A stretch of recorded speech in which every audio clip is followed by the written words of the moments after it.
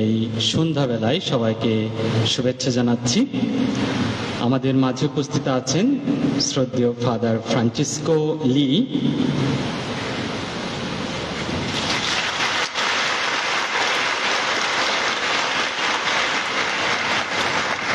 তারপর আমাদের মাঝে উপস্থিত আছে যুব প্রতিনিধি জাকোবো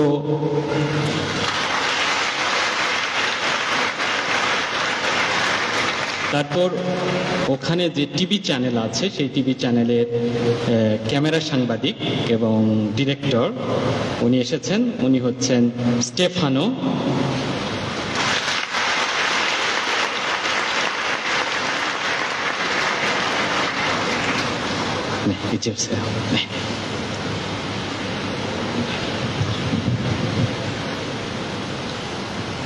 নমস্কার,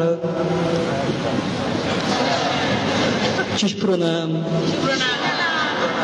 안녕하세요.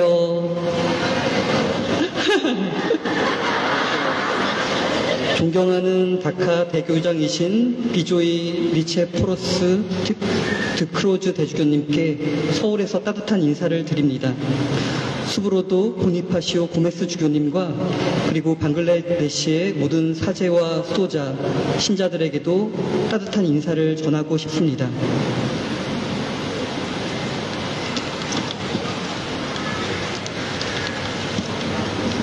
ফাদার এইটুকুই কোরিয়ান ভাষাতে বলেছে, বাকিটুকু আমাকে বলতে বলা হয়েছে।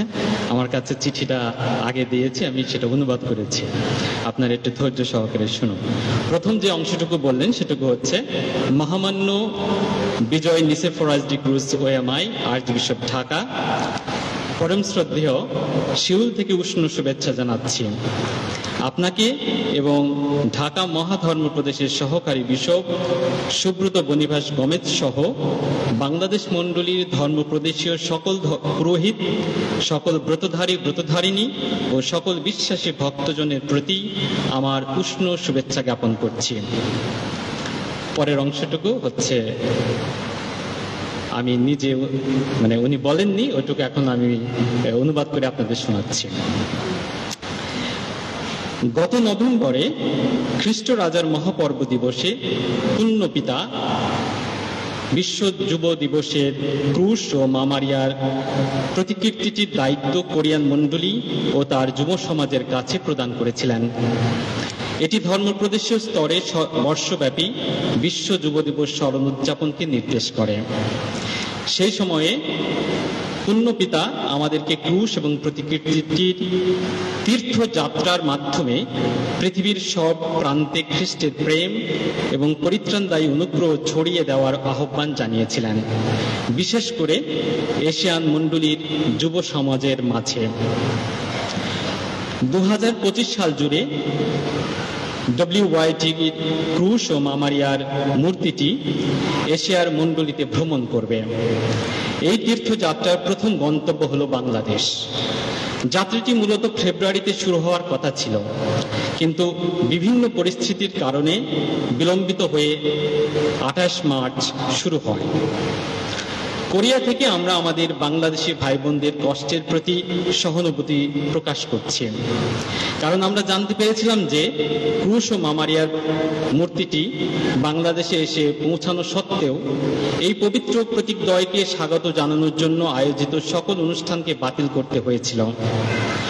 শিউল থেকে এই যুব ক্রুশের সামনে আরাধনা ও উপাসনার জন্য আপনাদের আকুল হৃদয়ের কথা শুনে আপনাদের সাথে আমরা আমাদের হৃদয়ের প্রার্থনায় একাত্ম হয়েছি।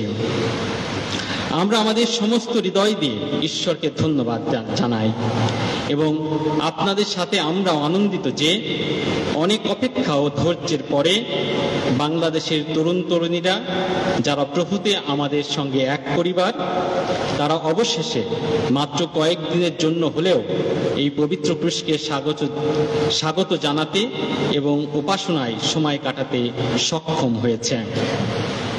আমরা প্রার্থনা করি যে ক্রুশ সম্মুখে আমাদের পুণ্যময়ী মারিয়ার সঙ্গে সকলের জন্য ঈশ্বরের ধৈর্যশীল দয়া করুণা এবং অসীম প্রেম অনুভব করার বা অভিজ্ঞতা করার একটি অনুগ্রহপূর্ণ সুযোগ হয়ে উঠুক। যিনি আমাদের পাপের বোঝা বহন করেছেন এবং ক্রুশের উপর তার জীবন উৎসর্গ করেছেন, সেই খ্রিস্ট প্রভুর ভালোবাসা এবং কালভেরির পথে আমাদের মুক্তিদাতার সাথে পথ চলা মা মারিয়ার সেই নিষ্পাপ ও পবিত্র হৃদয় আপনাদের প্রত্যেকের কাছে পৌঁছে যাক বিশ্ব যুব দিবসের কাঠের ক্রুশ এবং ধন্য কুমারী মারিয়ার এই পুণ্য প্রতীকগুলির মাধ্যমে। ভয় পেও না, আমি পৃথিবীকে জয় করেছি। যিশুর এই শক্তিশালী বাক্য বাংলাদেশের মণ্ডলীর জন্য গভীর সান্ত্বনা বয়ে আনুক, কারণ অনেক চ্যালেঞ্জের মধ্যেও আপনাদের এই ক্ষুদ্র মণ্ডলী বিশ্বাসের সাক্ষ্য বহন করে চলেছে।